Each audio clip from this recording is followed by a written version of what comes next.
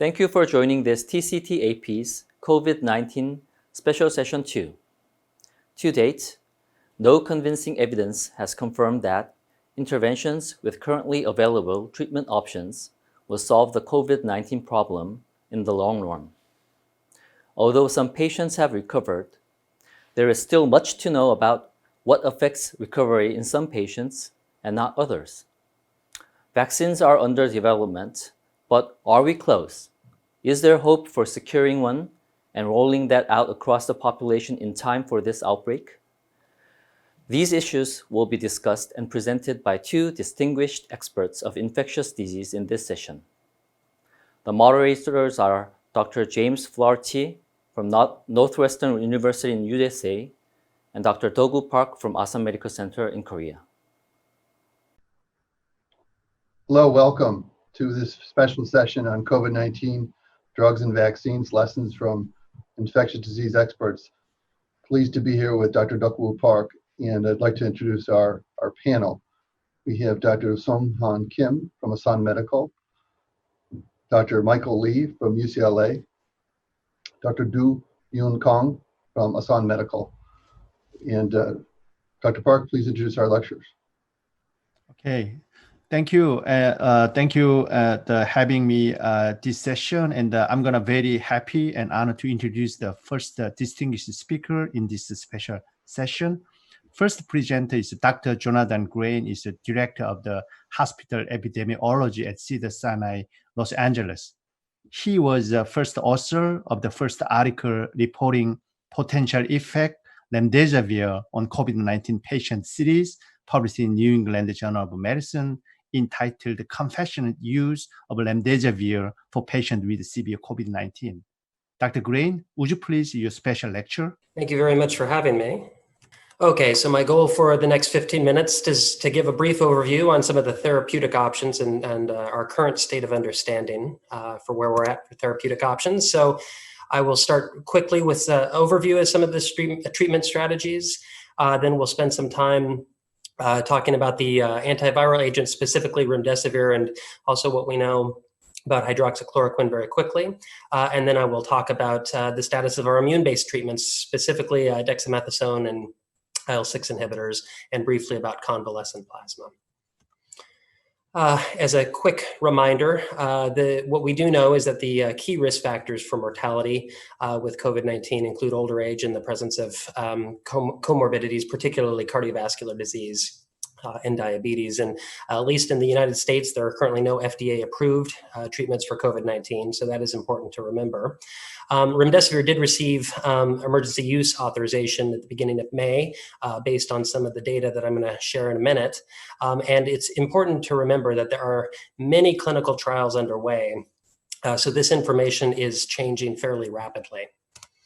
As a look at the viral life cycle, as a reminder of where some of these therapeutic options might have action, you can see here how SARS-CoV-2 will bind through the ACE2 receptor on a host cell. The agents such as hydroxychloroquine can potentially act very early in the phase of the life cycle, particularly through inhibiting viral entry and through actions on endocytosis. Further down through the viral life cycle, there are certain agents, particularly Remdesivir, that may act then on the RNA-dependent RNA polymerase, of course, important for RNA synthesis and inhibiting viral replication. Of course, there are other classes of agents that will act on the immune response to the virus, such as IL6 inhibitors and potentially steroids. So that is also represented here. Very quickly, we'll go over some of the key data around Remdesivir. As I mentioned, this is a direct viral inhibitor. It inhibits viral RNA polymerase. It acts as a nucleoside analog. One advantage of Remdesivir is that it has a very broad in vitro activity. It's very active, in particular, against SARS-CoV-2, and you can see is represented by these diagrams on the right. Remdesivir is actually really one of the most potent drugs that we know in terms of its direct effect on the virus itself. There are animal models looking at remdesivir with SARS and with MERS, of course, other related coronavirus infections, and at least in animals, demonstrated to be very effective in reducing, improving outcomes clinically. With regards to clinical data in humans, the advantage with remdesivir is that it has been around for at least some period of time and developed initially with a look at Ebola infection. So what we do know here, and this slide is a little busy, I apologize, but from phase 1 data, we know that this is a generally well-tolerated drug with some mild elevations in AST and ALT that have been observed in healthy volunteers, as well as GI side effects. From the PALM trial, which was specifically looking at Ebola, 175 patients received remdesivir, although remdesivir in that trial was not found to be as effective as other agents for treating Ebola. It was overall very well tolerated, with one serious adverse event couldn't be clearly distinguished from Ebola itself. Then there's some experience with compassionate use, where there was some suggestion of potential benefit when the outcomes in that group were compared to other somewhat similar cohorts. So it was no control group in that study, so very difficult to draw anything definitive. Then we have some data from clinical trials. Specifically, one of the very first coming out of China was a randomized control trial that was placebo controlled. Importantly, that trial was very under-enrolled, only enrolled about half the number of patients that it was intended to. That study did not find clinical improvement at 28 days or changes in viral clearance, but again, limited by the limited enrollment. Additionally, there was some data looking from a Gilead-sponsored study looking at 5 days versus 10 days of remdesivir in patients with severe disease, and suggesting in that study that there was no benefit of 10 days over 5 days. However, again, that study was limited by no control group, so difficult to talk about overall efficacy. But then we have the results of the ACT trial, which were recently released. And this was really the largest placebo-controlled randomized trial to date, and enrolled over 1,000 patients hospitalized with COVID. You can see the baseline characteristics here. Patients were close to 60 years old. About half of the patients were either on no oxygen or on nasal cannula. So this really suggested a pretty broad spectrum of patients that were being looked at here in the hospital. This trial was halted early, given preliminary data shown here in the table on the right, suggesting a benefit, or demonstrating a statistically significant benefit, I should say, in the primary outcome of the study, which was recovery time. So essentially a 4-day faster time to recovery in the group that got remdesivir. There was also a trend, though not statistically significant, towards reduced mortality. What came out of that study was it appeared the greatest benefit were in patients that were on supplemental oxygen, but not yet on a ventilator. So that is kind of illustrated here on this diagram from that study. You can see the particular where the red arrow is the group of patients cohort receiving supplemental oxygen, yet not on invasive or high flow oxygen. That was really where the biggest benefit was seen. It did appear that once patients progressed to needing high flow or invasive ventilation, there was much less or perhaps no benefit in that cohort of patients.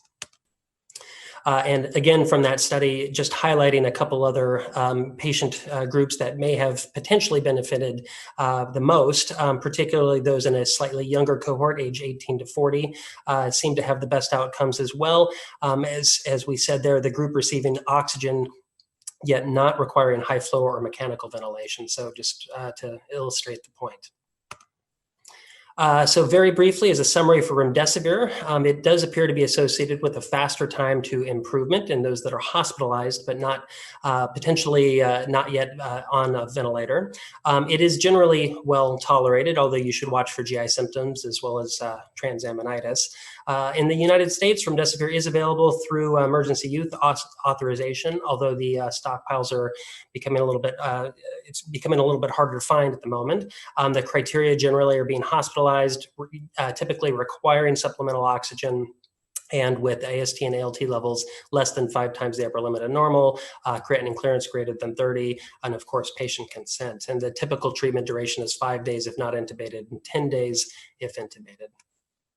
I'm going to transition now just very quickly to talk about what we do know about hydroxychloroquine, as this agent received a lot of attention very early on. But to cut to the chase, there's really no high quality clinical data to date that supports the use of hydroxychloroquine for COVID-19. And currently our NIH treatment guidelines recommend against the use of chloroquine or hydroxychloroquine, either alone or in combination with azithromycin. And actually on June 15th, the emergency use authorization for hydroxychloroquine was revoked based on newer data, specifically some newer evidence around pharmacokinetics of the drug to illustrate it was likely not having an antiviral effect at the doses being given. Additionally, better data coming out to demonstrate that there appeared to be no reduction in viral shedding when hydroxychloroquine was given, which was in contrast to some of the very early reports. And then also to date, just really no clinical evidence of any benefit with regards to mortality, length of stay, or duration of ventilation. And I won't walk through some of the studies here, but just to make the point, large observational studies as well as some clinical trials have now come out to demonstrate really no evidence of clear clinical benefit with hydroxychloroquine, and potentially increased risk of adverse events in those intervention groups. I'm going to transition now away from the antivirals to the immune-based treatments, and I'll start with dexamethasone. This was some exciting data that came out just a little while ago from the recovery trial, which is a large open label randomized trial ongoing in the UK. This trial, about 2,100 patients were randomized to dexamethasone, which was given for 10 days or at least while in the hospital. And that group was compared to a usual care group. You can see the baseline characteristics listed here. About 64% were male and more than half had at least one comorbidity, as you might expect. Again, what was really striking about this was that when you compared the dexamethasone group to the usual care group, there was a pretty clear evidence of lower mortality in the dexamethasone group. And you can see illustrated below, the biggest impact really appeared to be in those with the most severe disease, those on invasive mechanical ventilation. There was also some evidence of benefit in those receiving oxygen at time of enrolling. But one thing to point out is that there was really no evidence of benefit in those that were not yet on oxygen, and actually a suggestion of potential harm in that group. And I think that that's important to point out. As with all of these therapeutics, it's important to make sure we're using the right drug in the right patient at the right time of their illness. And with dexamethasone, that appears to be later in the course of illness where there may be the biggest benefit. I'll speak very briefly about IL6 inhibitors, which is something that's been looked at with quite a bit of interest through this pandemic as well. So there is some preliminary data, at least, coming out, and some suggestion of benefit for patients that are in the more critically ill group with IL6 inhibitors. Of course, this is one option to potentially tamp down the cytokines. That benefit was not seen in those that were not critically ill, so less ill. And then tocilizumab, also a fair amount of data coming out with this. Some preliminary data from an open label cohort in France suggesting those with more severe disease have perhaps a lower mortality rate compared to the control group. So nothing yet definitive, but there is some suggestion of benefit. And then lastly, convalescent plasma. This has also received a lot of attention and interest, and convalescent plasma has, of course, been an approach undertaken for decades for other infections. And I think the current status is there's still a lot to be learned. We still have limited data. There is some suggestion of benefit of this approach with SARS back from over a decade ago. But there is at least some data coming out from China. This was a study published in JAMA just a short time ago, suggesting a potential benefit particularly in the patients with severe disease, but not life-threatening disease. So you can see the data presented up top. Those with severe but not yet life-threatening disease appeared to benefit the most, at least a suggestion of benefit. There was a trend towards clinical improvement overall, but a statistically significant improvement in those with severe disease. I will point out, however, there was no improvement in this study in 28-day mortality or time to discharge. So some hesitation, but nonetheless some suggestion of potential therapeutic benefit here. Also, I think supporting that was evidence that there was a higher rate of PCR conversion to negative PCR and in the cohort that received convalescent plasma, kind of consistent with a potential immunologic effect. So in summary, this is, I think, kind of trying to summarize here everything I just discussed. There appears to be at this point no role of hydroxychloroquine for the treatment of COVID-19. Some preliminary data at least suggests remdesivir might improve clinical recovery in patients that are hospitalized and on supplemental oxygen. However, that benefit might be less in those that are mechanically ventilated. Still more to come on that. Some preliminary data demonstrating dexamethasone is an exciting potential option, particularly in those requiring supplemental oxygen and on mechanical ventilation. There is some encouraging data around a possible role of IL6 inhibitors, particularly in those that are more critically ill. Yet I think we still need more high quality data to say anything definitive. And similarly with convalescent plasma, a suggestion of a possible role perhaps earlier in the course of illness. Again, more high quality data is needed. Lastly, this is a rapidly changing topic, so certainly more to come. And thank you for your attention. Thank you, Dr. Jonathan Grein. This is really a terrific lecture. So we're gonna move to the second lecture, and then we have some discussion time. So I'm also very honored to introduce the second distinguished speaker, and Dr. Kayvon Modjarrad. He is the director of Emerging Infectious Disease Program at Walter Reed Army Institute of Research. He studied at the Vaccine Research Center, National Institute of Allergy and Infectious Disease, NIH. He is a famous U.S. Army scientist and director, the Department of Defense Coronavirus Vaccine Research Project to combat the pandemic. Dr. Modjarrad, would you please your lecture? So thank you so much for the opportunity to speak with you. And thank you to the organizers for giving me this opportunity to give you an overview of the vaccine landscape for COVID-19. Because I have a short period of time to give you this presentation, I won't go into details of each vaccine that's out there. I think the World Health Organization now is tracking over 250 vaccines that have been publicly declared as to be in some stage of development. The vast majority of those, however, are limited to preclinical development, very early stages of conception.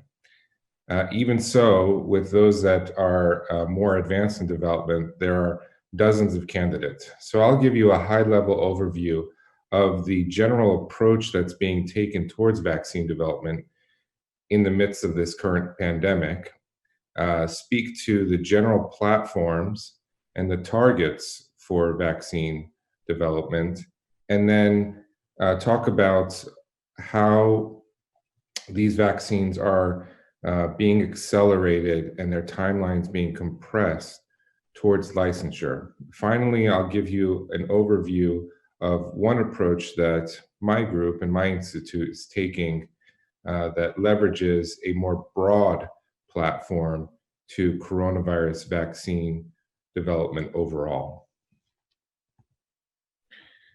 So I think it's important to start with what is precipitating the acceleration of vaccine development overall. And here you'll see the slide that many are familiar with, which is the dashboard that the Johns Hopkins University School of Medicine has available to anybody who accesses it over the web. And I want to draw your attention to the bottom right of the panel, which gives you kind of a very broad look at the epidemic curve of this pandemic. And what you see is something that's very unprecedented in terms of the number of cases over such a short period of time. We're rapidly approaching 15 million cases and have already surpassed 500,000 deaths. These are likely underestimates, both in the number of cases and number of deaths. However, the urgency is made fairly clear in this slide as to why we need some interventions that go beyond just public health interventions to stem the tide of this pandemic. So this is a slide that I actually gave about 4 years ago when I was in Korea and giving a lecture on MERS vaccine development in 2016 at the International Vaccine Institute in Seoul.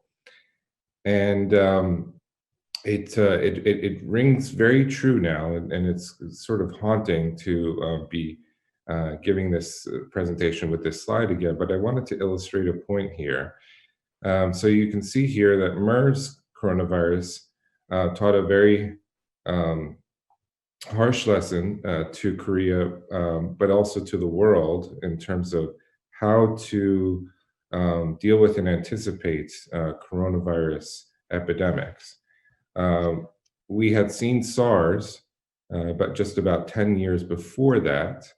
And at the time, there were a lot of us in the coronavirus field that felt that another one was coming.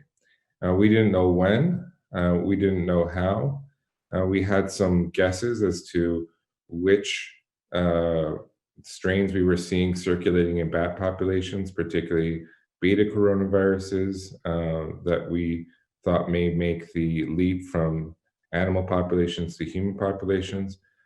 But none of us in this field could have anticipated the severity of what we're seeing now, particularly in terms of the combination of case severity and, more specifically, transmissibility of this virus. You know, we're not oracles in this field, but we had seen now, prior to SARS-CoV-2, 4 coronaviruses emerge or be identified in human populations since 2002, 2003 with SARS.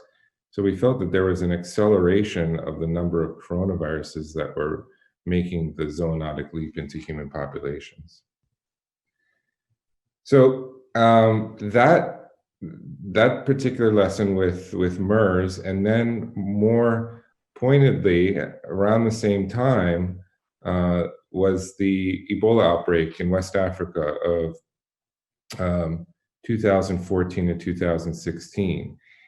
And it showed that despite this being a concentrated epidemic in a region of the world where there is limited public health infrastructure, there was concern that the world was not really prepared for a larger pandemic. In the wake of that, the World Health Organization had an internal review that was mandated by the World Health Assembly to look at how it could better prepare for the next either regional epidemic or larger pandemic. And out of it came something called the Coalition for Epidemic Preparedness Innovations, or what we know now as CEPI. And CEPI was founded to fund and facilitate the accelerated and advanced development of vaccines against pathogens of pandemic potential. At the same time that CEPI was being stood up, the World Health Organization convened a panel of global experts to identify and prioritize pathogens that may most likely become a pandemic. And you can see on the right here that CEPI used that list to identify the first set of pathogens that they wanted to fund for accelerated vaccine development. And one of those was coronavirus, MERS-CoV. And you can see the other ones as well were listed here. In the middle there, you see disease X, and that was could be any pathogen that we don't quite yet know about. Unfortunately, disease X came sooner than we had anticipated. Some of the data and the information that we had gathered and the work that we had done for MERS-CoV could be leveraged towards this other coronavirus.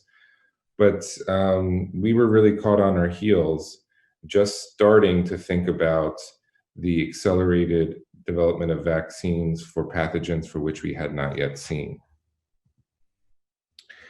So one of the ideas was acceleration of vaccine timelines that came from CEPI and after the Ebola outbreak. And the reason why we were thinking acceleration more than anything else is because of this slide that comes from one manufacturer, one pharmaceutical company that makes a lot of vaccines is GSK. And you can see here that the typical timeline for vaccine development from conception, early discovery to licensure is around, we're talking decades and not years. It can anywhere be from 10 to 15, in some cases 20 years. Much of that is in the early preclinical and early clinical development. That can take up to a decade. However, there's still quite a long ways to go when it comes to scale up of manufacturing and completion of efficacy trials to get to the point of licensure. So we are thinking, and you know, the world is thinking that we're doing this vaccine development compression de novo, but this has actually been a trend that we've been seeing over the past decades and past centuries since vaccines have really made an impact on society. And if you look at the time from which a pathogen was discovered to when a vaccine was licensed or near licensure, which is marked by the end of the arrows here, it's pretty long. And in some cases, it looks like it's not decreasing at all. It looks like it's actually increasing in the case of Zika, that timeline.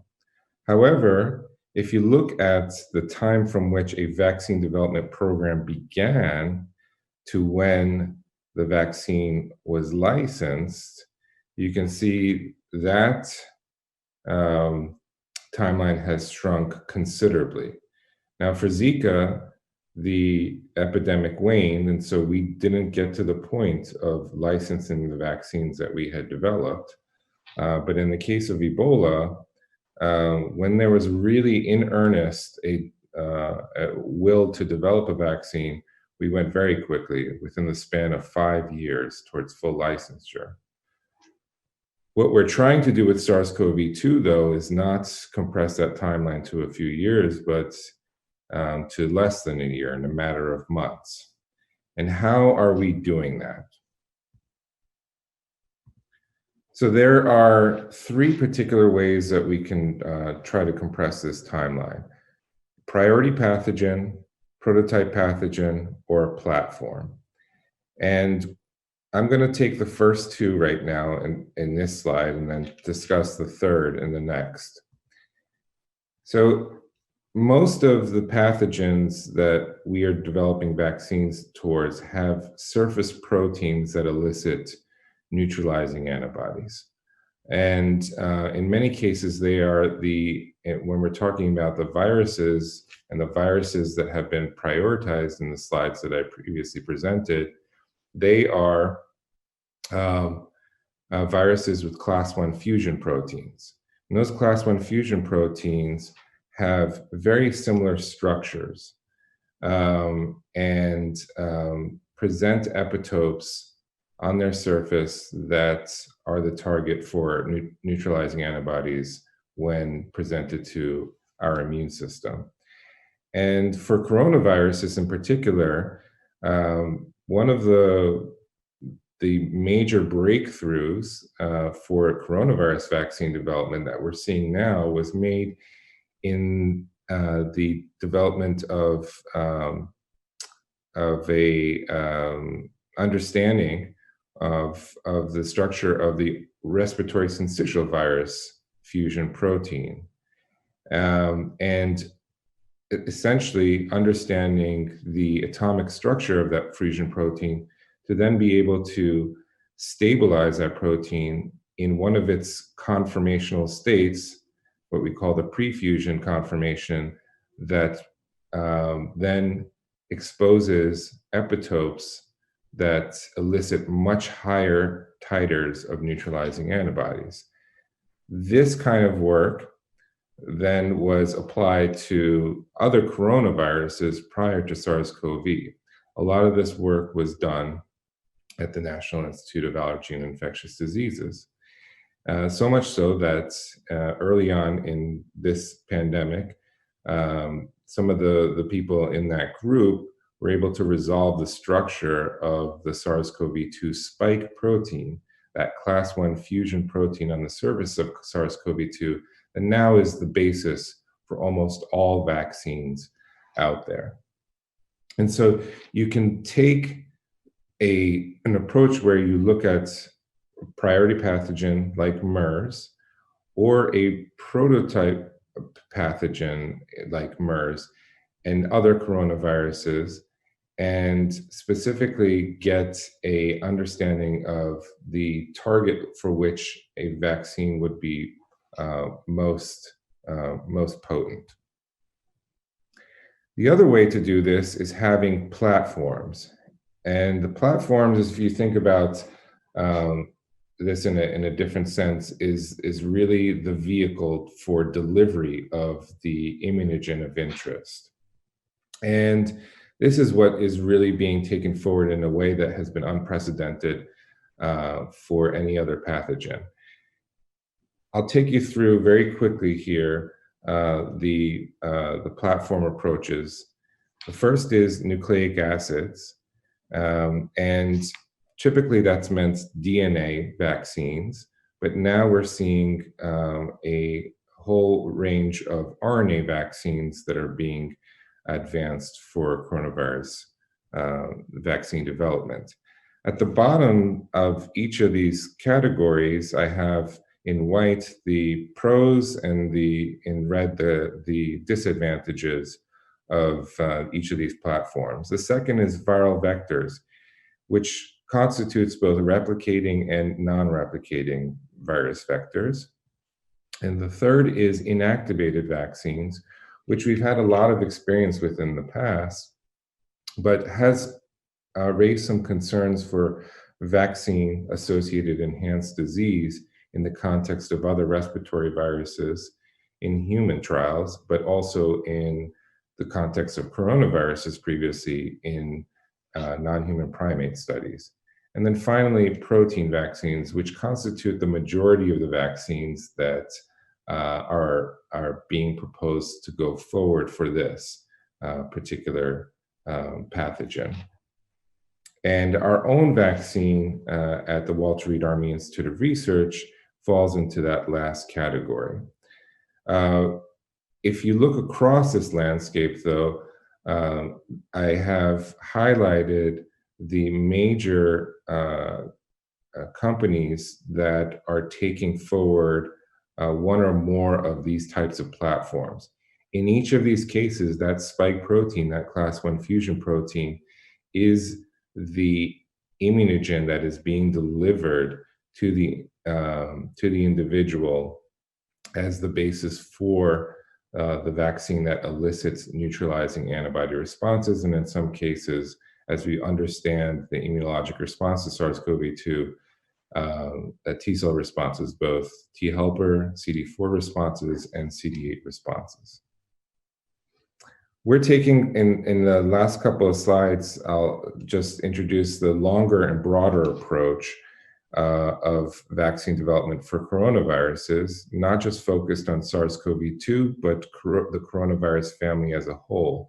And we're basing this off of a platform that is being developed for a universal vaccine for influenza. And this is the ferritin protein, which is seen in pretty much all animals in the animal kingdom, and even in bacteria as well. And here you see a model of the ferritin monomer. Ferritin has a property, unique property, that it self-assembles into a symmetric 24-axis particle.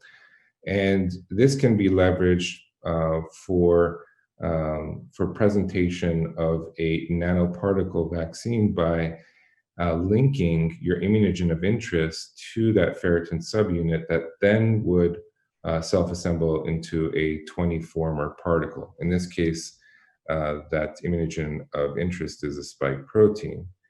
It presents itself depending on how it's viewed on a 4-fold or 3-fold axis, because you have 24 axis that can be divided by 6 or by 8.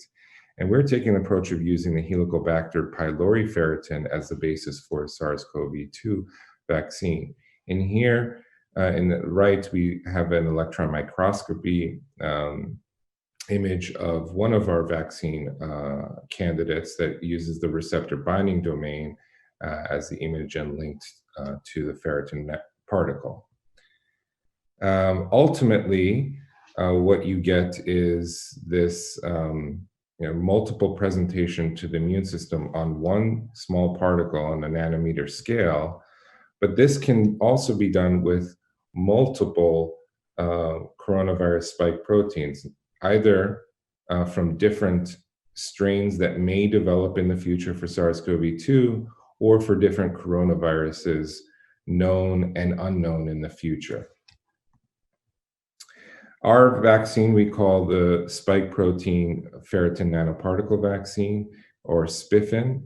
And this is the spike protein that is stabilized in its pre-fusion state. It displays 8 spike trimers. Because it's a trimer, it requires 3 of those ferritin nanoparticle subunits to be able to display one trimer. So with a 24-mer axis, it has 8 positions for display.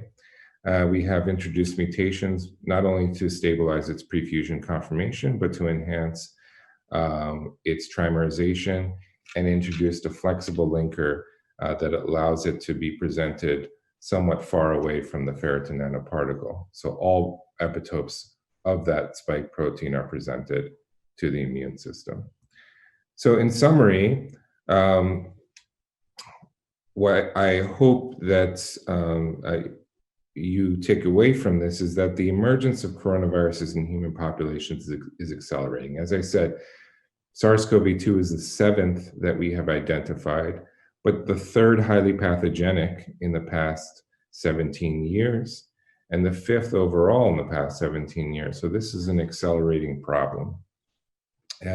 The tools exist now that allow the rapid scale-up of vaccines for emerging pathogens. And the novel platforms like genetic vaccines, non-replicating viral vector vaccines, though unproven, are going to be tested in the current pandemic for both their strengths and drawbacks that I outlined previously. And finally, the platforms that are available for rapid vaccine development are going to be leveraged to anticipate and prepare for future pandemics, and not just the response to the current one. I'll just leave you with a final example. When the world encountered the expansion of the Zika virus in the Western Hemisphere, a surge of vaccine programs were initiated. We went faster than we had ever gone before for the development of Zika vaccines prior to our current situation for SARS-CoV-2, and we patted ourselves on the back for how quickly we had gone. when we went back and looked at the epidemic curve, we saw that we started our vaccine programs when the epidemic had already peaked. So the only way to literally get ahead of the curve is to have these vaccines in place, anticipating the pathogens prior to their outbreak.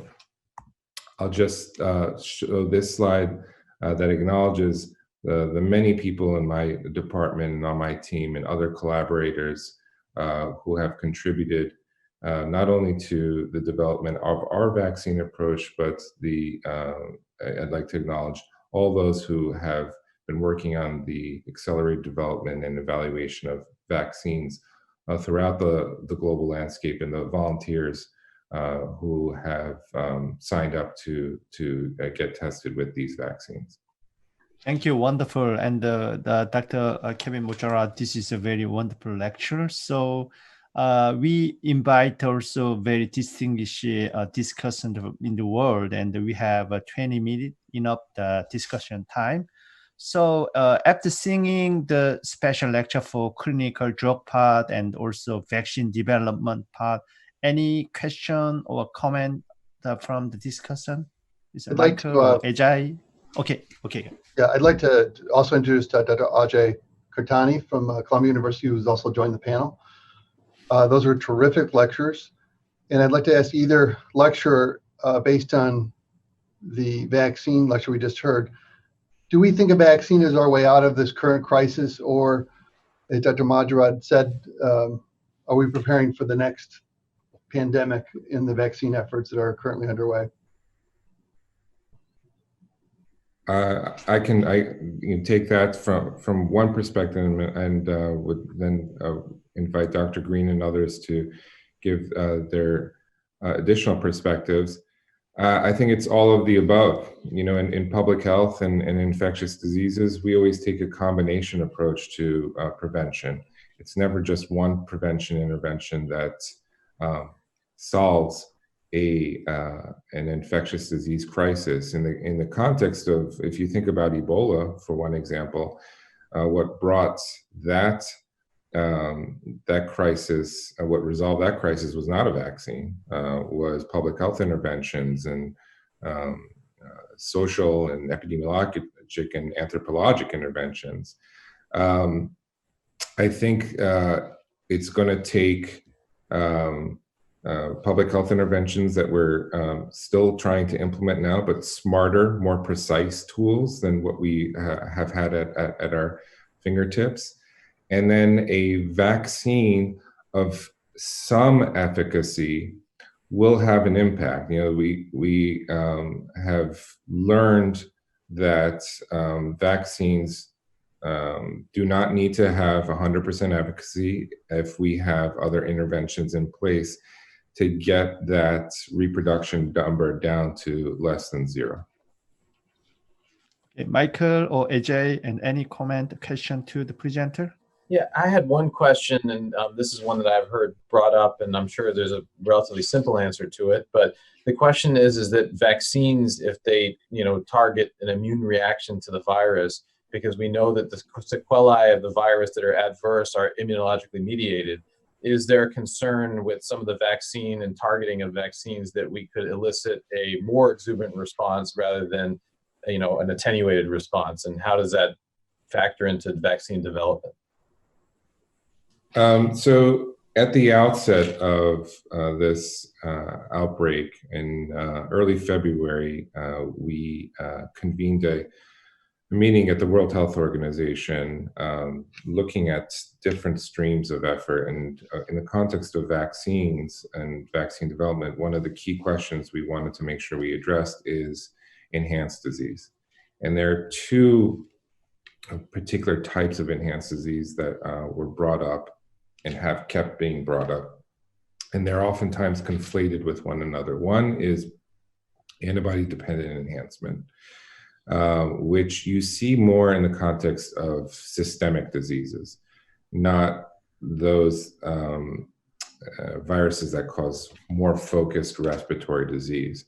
That was raised because a particular coronavirus, and there are coronaviruses I've talked about in human populations, but there are whole host of coronaviruses in animal populations, and one of them being feline infectious peritonitis virus that causes a systemic disease.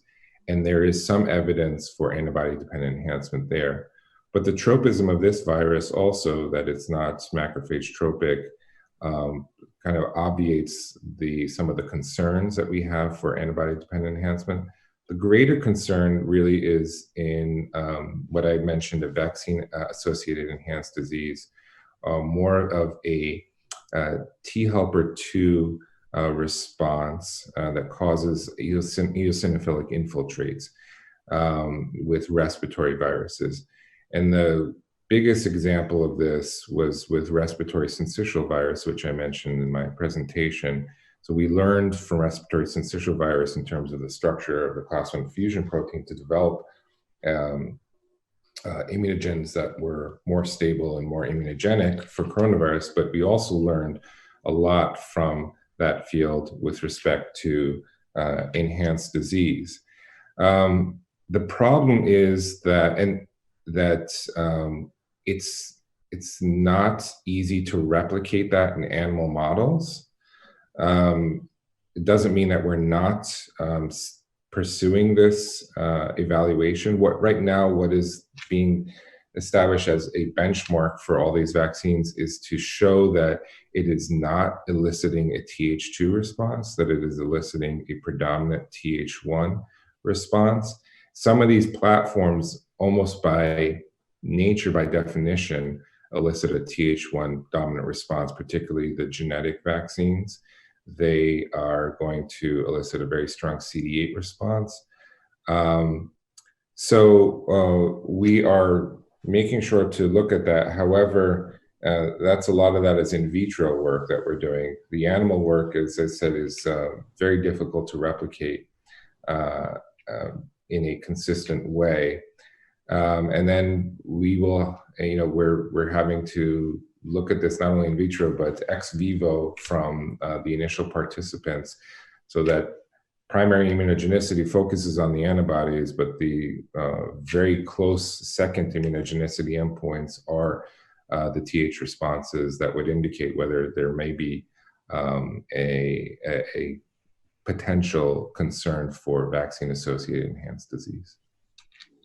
Okay, Michael, and do you have any questions? Number one, once a vaccine becomes available, will all individuals be required to take the vaccine? Number one.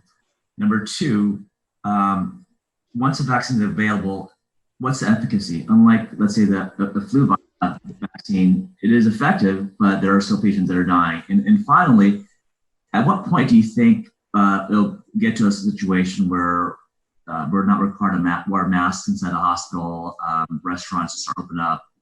I mean, this is unknown, but you having been an expert would be great to get your thoughts. Let me take the first two and then give the third to Dr. Grein. That's more in his space in terms of PPE. And so the third question is, wearing masks. The first question is, who's going to be required to take the vaccine? And that's a policy question, and not so much within my purview. However, so having said that, I sit I have sort of multiple hats. One is as one of the key members of the Operation Warp Speed effort in the US government to accelerate the advanced development of vaccines. And what we are preparing for in the context of this is, as we scale up vaccine trials, large-scale efficacy trials, and particularly for two of the vaccine candidates in the next few weeks, is community engagement. The community engagement piece is really important, that hadn't really been considered until we really started to bring in our colleagues from the HIV vaccine field, and that have taken over in many ways and repurposed the HIV Vaccine Trials Network, HIV Prevention Trials Network, towards something new that we call the COVE-PN, Coronavirus Prevention Network, in HIV, community engagement is a very mature field. So taking that over to the current situation is not only to engage people in the participation and the equitable participation across communities in these trials, but in preparation for when one of these vaccines is licensed, the population will already have been primed, so to speak, with regard to the risks and benefits of vaccines. In my other role, I am on the Strategic Advisory Group of Experts, SAGE, for the World Health Organization, where again, we're taking on these issues on a global scale, particularly for developing countries and ensuring access.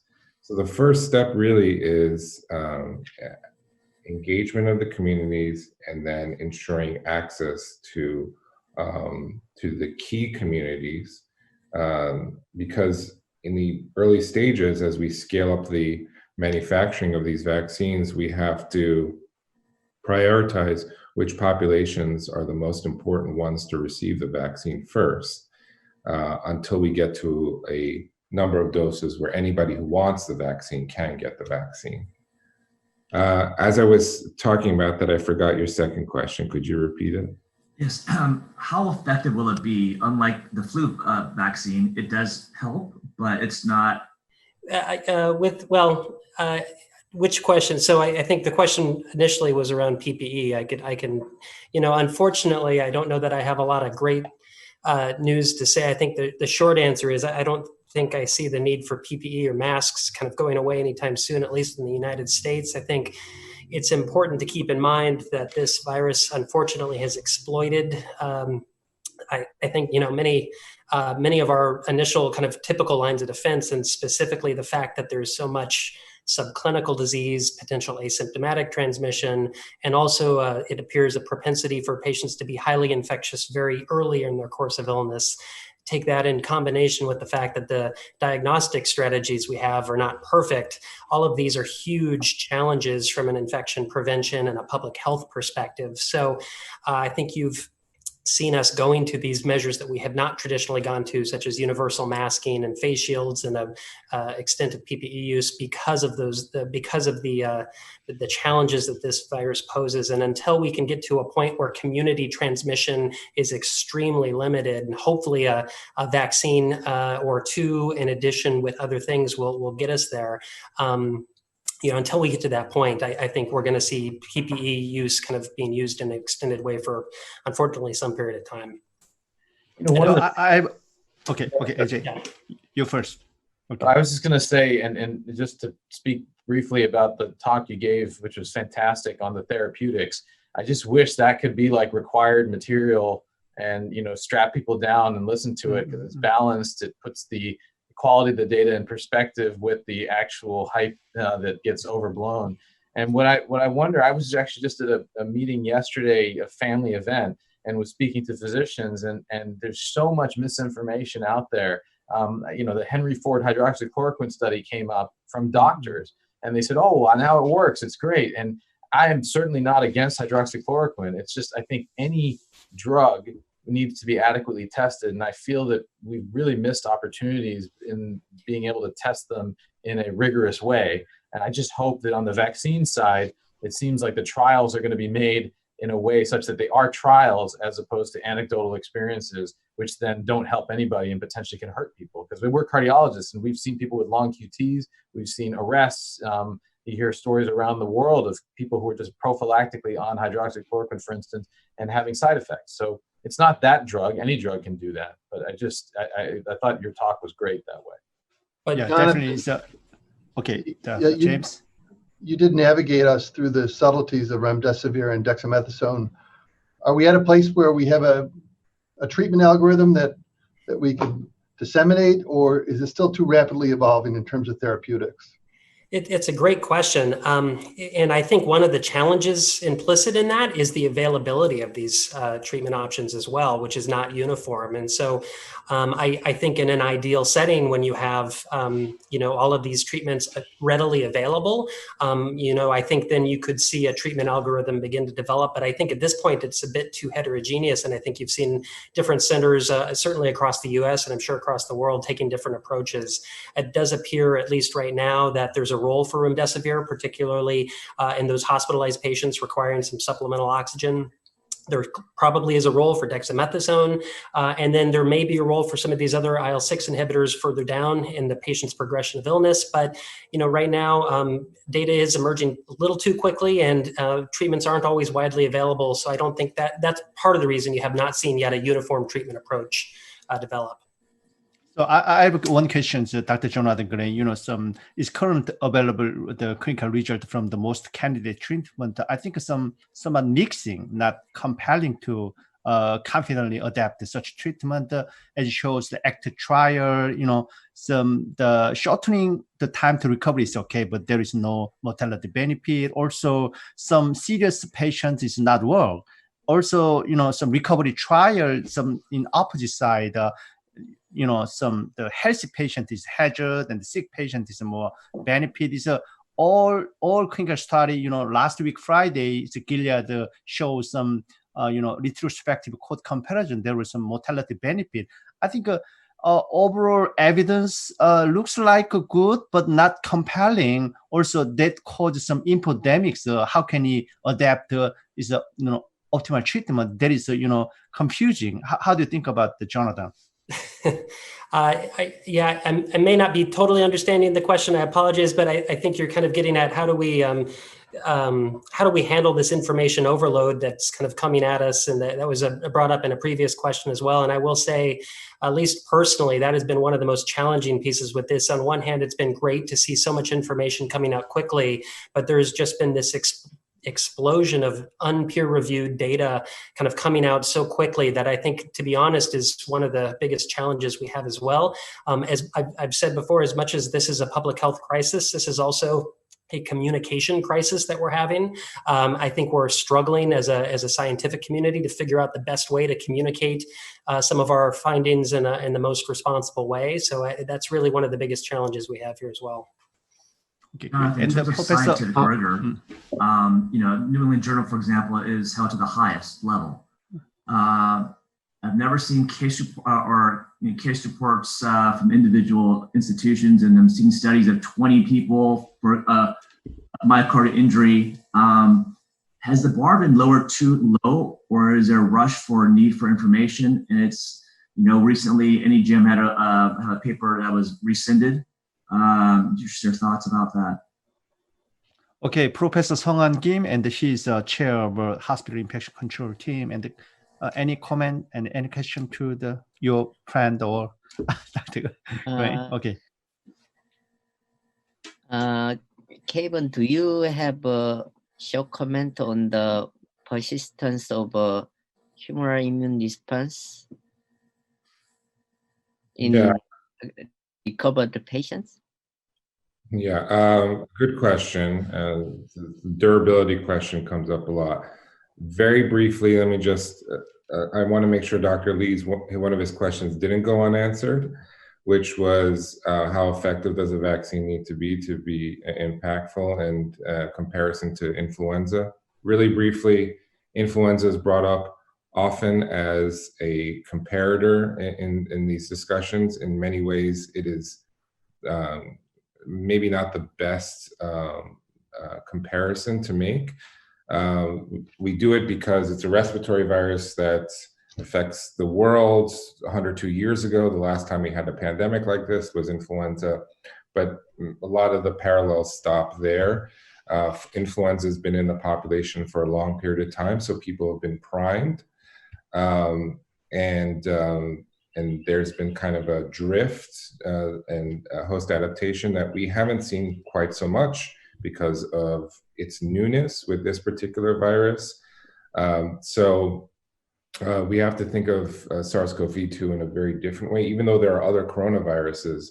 There aren't different strains of this particular coronaviruses yet, like there is with flu, in which we are exposed to multiple times in our lives.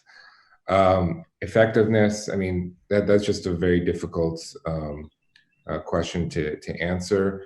We are setting the bar a little bit lower for this one in terms of, you've probably heard some quotes of 70% effective would be amazing, but what we've set in terms of the confidence intervals in these trials are pretty wide, wider than we have in other clinical trials. So, we're going to tolerate probably a lower effectiveness in this first round of clinical trials and deployment of the vaccine. And we'll have to refine as we go forward, depending on the persistence of this virus. And then we get to the persistence of our immunity after infection and that implications for a vaccine. Anything that we project in terms of what we anticipate for durability is a projection because this virus has only been around or known to be around for the past 6 months or so. So we don't have a good understanding of what the true durability is. We can go based on what we've seen with other coronaviruses, where the titers of both neutralizing and not neutralizing antibodies tend to wane fairly quickly. So we can extrapolate from there to say that we expect antibody titers to wane, and we're already seeing some of those data. The data in animal studies is very limited, not only in numbers, but in also duration, where animals have been infected, and then wait a month, and then reinfect them, and they're still protected, but it's just a month, and it's only just a few animals. So there's quite a bit left to be understood about this. Durability, we'll get that data as we have more time to assess durability. Okay, it's the last question, and the Do-Yoon, and yes, in Asian countries like in Korea, the number of the COVID new patients are quite stabilized, but we are afraid of the second wave because the autumn and winter is coming. Do you have any comment for the clinicians in Asia and Korea to prepare for the second wave or bigger COVID-19 pandemic wave? How do we have to prepare for that? I can try to take that, but I don't know that I have a great answer. I could just tell you that at least for us in the U.S., we are very focused on remaining prepared for a second surge. Unfortunately, many of our communities are still going through a pretty dramatic first surge. So I don't think we've made it really out of that first wave, so to speak.